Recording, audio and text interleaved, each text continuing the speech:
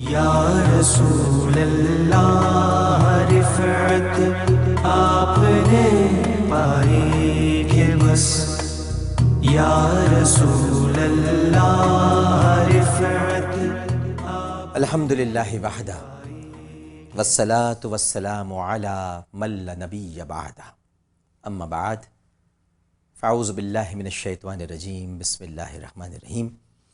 ان اللہ وملائکتہ یصلون علی النبی یا ایہا الذین آمنوا صلوا علیہ وسلموا تسلیما، اللہم صل علی سیدنا ومولانا محمد وعلی آلہ واصحابہ وبارک وسلم وصلی علیہ۔ السلام علیکم ناظرین،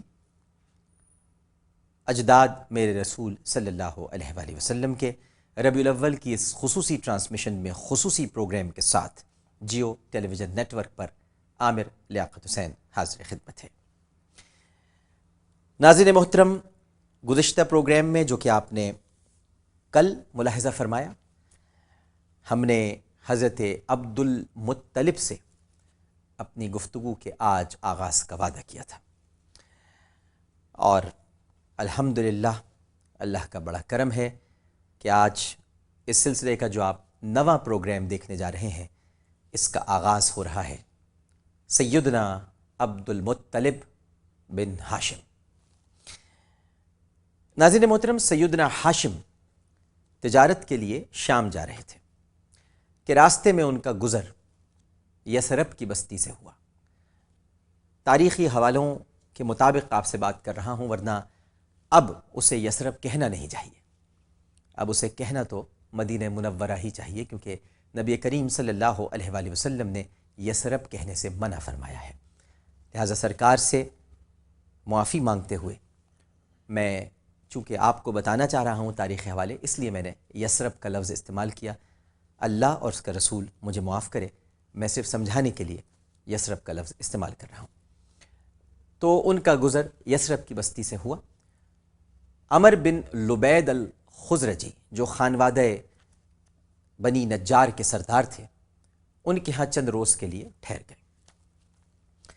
اسی دوران انہوں نے عمر کی بیٹی سلمہ کو دیکھا۔ سیدنا ہاشم نے ان کا رشتہ ان کے باپ سے طلب کیا۔ عمر نے بڑی خوشی سے اپنی بچی کا رشتہ مکے کے قریشی سردار ہاشم کو دینا منظور کر لیا۔ شادی طے پائی، لیکن رخصتی نہیں ہوئی۔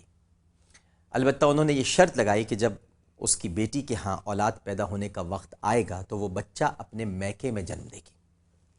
اب یہاں سے بھی آپ تھوڑے تانے بانے جوڑ سکتے ہیں کہ میرے سرکار کا مدینے سے تعلق بہت پرانا ہے۔ یہ کوئی ناظرین محترم 13 سالہ مکی زندگی جو کہ بعثت کے بعد ہے، اس کے بعد نبی کریم صلی اللہ علیہ وآلہ وسلم کا مدینہ منورہ کی طرف ہجرت کا قصد نہیں ہوا ہے۔ ہجرت تو یقیناً اللہ سبحانہ و تعالیٰ کا حکم بھی ہے، اور نبی کا کوئی بھی فعل اللہ کے حکم کے برخلاف نہیں ہوتا، لیکن یہ بہت پہلے سے قدرت نے اہتمام کر رکھا تھا کہ سرکار نے مدینہ منورہ تشریف لے جانا ہے۔ لہٰذا کیا فرمایا کہ بچہ میکے میں جنم دیا جائے گا۔ سیدنا ہاشم نے یہ شرط مان لی اور اپنے کاروبار کے سلسلے میں ملک شام کو روانہ ہو گئے۔ اپنی کاروباری مصروفیتوں سے فارغ ہونے کے بعد واپسی پر اپنے سسرال آئے۔ اچھا، اس کو ہمارے یہاں اردو میں سسرال کہا جاتا ہے، سسرال صحیح لفظ نہیں ہے، یہ ہے سسرال۔ تو واپسی پر اپنے سسرال آئے۔ عمر نے اپنی بیٹی کو رخصت کیا، آپ انہیں لے کر مکہ پہنچے۔ کچھ عرصے وہاں رہے اور وہ حاملہ ہو گئی۔ جب بچے کی پیدائش کا وقت قریب آ گیا تو حسب وعدہ آپ نے اپنی زوجہ کو اس کے باپ کے پاس کہاں بھیج دیا؟ یثرب بھیج دیا۔ اب دیکھیے مدینے سے تعلق کیسے میرے سرکار کا جڑتا جا رہا ہے، کیونکہ مدینے میں اب حضرت عبد المطلب کی ولادت ہونے والی ہے۔ جب مولود مسعود پیدا ہوا تو اس کے سر کے بالوں میں چند سفید بال تھے، اسی لیے ان کا نام شیبہ، شیبہ کہتے ہیں بوڑھے کو، تو بوڑھا تجویز ہوا، یعنی چند سفید بال تھے تو ان کو شیبہ کہہ دیا گیا۔ اچھا، عبد المطلب کو شیب الحمد بھی کہا جاتا تھا، کیونکہ آپ کی ولادت کے وقت آپ کے سر پر سفید بال تھے، اور شیب تو سر کی سفیدی کو کہتے ہیں، اسی باعث آپ کو شیبہ کہا گیا، لیکن شیب کے ساتھ حمد کا لفظ اس لیے جوڑا گیا کہ آگے چل کر بے انتہا ممدوح ہونے کی ان میں علامتیں دیکھی جا رہی تھیں۔ بعض نے تو یہاں تک لکھا ہے کہ آپ کے عادات و اطوار دیکھ کر بزرگوں نے یہ رائے قائم کی کہ آپ طویل عمر پائیں گے اور لوگ آپ کو حمد و ثنا کے ساتھ یاد کریں گے، اس باعث لوگ آپ کو شیب الحمد کہنے لگے۔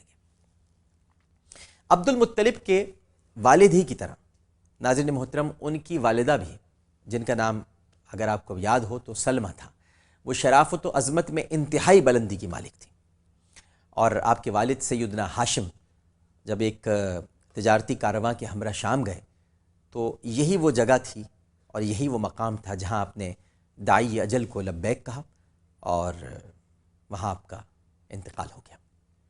عبد المطلب اور ان کی والدہ یثرب میں ہی رہ گئیں، 7 سال کا عرصہ گزر گیا۔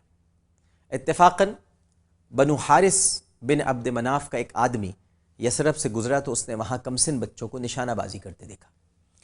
ایک بچہ جب اس کا تیر نشانے پر جا لگتا تو بڑی مسرت اور فخر سے نعرہ لگاتا کہ دیکھو میں ہی ہاشم کا فرزند ہوں، میں بطحا کی وادی کے سردار کا بیٹا ہوں۔ جب وہ شخص مکہ واپس آیا تو سیدنا ہاشم کے بھائی مطلب کے پاس گیا۔ وہ اس وقت حجرے میں مجلس جمائے بیٹھے تھے۔ اس نے انہیں سارا واقعہ کہہ سنایا اور کہا کہ یہ کسی طرح مناسب نہیں حضرت کہ ہاشم کا بیٹا غریب الوطنی کی زندگی بسر کرتا رہے، تم جاؤ اور اسے ضرور اپنے وطن واپس لاؤ تاکہ اپنے خاندان کے بچوں میں پروان چڑھے۔ مطلب نے کہا کہ میں ابھی یثرب جا کر اپنے بھتیجے کو لے آتا ہوں۔ اس آدمی نے اس سفر کے لیے اپنی اونٹنی پیش کی۔ اہتمام دیکھیے ناظرین کرام، قدرت کا اہتمام، قدرت کیسے اہتمام کر رہی ہے، کیسے انتظام کر رہی ہے، کیسے انصرام کر رہی ہے۔ مطلب اس پر سوار ہوئے اور تیزی سے مسافت طے کرتے ہوئے یثرب پہنچے۔ صحیح قول یہی ہے کہ آپ نے اپنے بھائی کی بیوہ سلمہ سے کہا کہ وہ اپنے بچے کے ساتھ ان کے ہمراہ مکۃ المکرمہ چلیں تاکہ بچے کی صحیح ماحول میں مناسب تربیت اور پرورش ہو سکے۔ جو والدہ تھیں حضرت سلمہ انہوں نے خود تو مکۃ المکرمہ آنے سے انکار کر دیا، لیکن اپنے بیٹے کے مستقبل کی خاطر اپنے لخت جگر کو مکہ بھیجنے پر رضامند ہو گئی۔ عبد المطلب کا اصل نام شیبہ تھا، مگر آپ کو تمام مورخین نے عبد المطلب لکھا ہے۔ اب اس کی جو وجہ تسمیہ ہے وہ بھی بڑی ایک دلچسپ روایت ہے، آپ کو وہ روایت بھی بیان کرتا ہوں، اور وہ کچھ اس طرح سے تاریخی کتب میں ہمیں ملتی ہے اور بیان کی جاتی ہے کہ مطلب نے یثرب سے مکے کے سفر کے دوران اپنے بھتیجے شیبہ کو اونٹنی پر پیچھے بٹھایا اور مکے کے لیے روانہ ہوئے۔ مکہ پہنچے تو دوپہر کا وقت تھا، بڑے بڑے رئیس اپنی اپنی مجلسیں جمائے بیٹھے تھے۔ جس وقت سواری نے مکے میں قدم رکھا تو اتفاق سے اونٹ پر مطلب سوار تھے اور ان کے بھتیجے شیبہ جو تھے وہ باپیادہ چل رہے تھے۔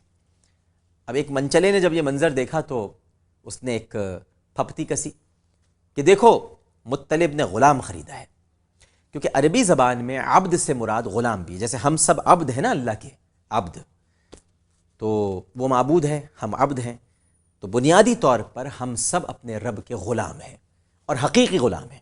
ایک تو غلام کی نسبت ہوتی ہے کہ جو آپ کسی سے عقیدت میں یا محبت میں اپنے آپ کو غلام کہہ دیں، لیکن وہ عقیدت اور محبت کی غلامی ہوتی ہے، یہ حقیقی غلامی ہے۔ جیسے نبی کریم صلی اللہ علیہ وآلہ وسلم کے ہم غلام ہیں تو اطاعت میں غلام ہیں، وہ جگہ کوئی نہیں لے سکتا، لیکن جب اللہ کی غلامی کی بات آتی ہے تو ہم عبدیت میں غلام ہیں، یہ جگہ کوئی نہیں لے سکتا۔ لہٰذا ہم رسول کے بھی غلام ہیں اور اللہ کے بھی غلام ہیں، اس پہ کسی کو اعتراض نہیں ہونا چاہیے، کیونکہ جو اللہ کی غلامی ہے وہ عبدیت کی غلامی ہے، وہاں سجدہ ہے، وہاں عبادت ہے، وہاں اسے معبود ماننا ہے۔ رسول کو نہ سجدہ ہے، نہ عبادت ہے، نہ معبود ماننا ہے، رسول کی اطاعت کرنی ہے۔ تو یہاں غلامی اطاعت کی ہے اور وہاں غلامی عبدیت کی ہے۔ اور یہاں چونکہ پہلے زمانے میں جب غلام خرید لیے جاتے تھے تو انہیں عبد کہتے تھے، تو چونکہ عربی زبان میں عبد سے مراد غلام بھی ہے، اس واسطے سے اور اسی رعایت سے عبد المطلب کے معنی ہوئے مطلب کا غلام۔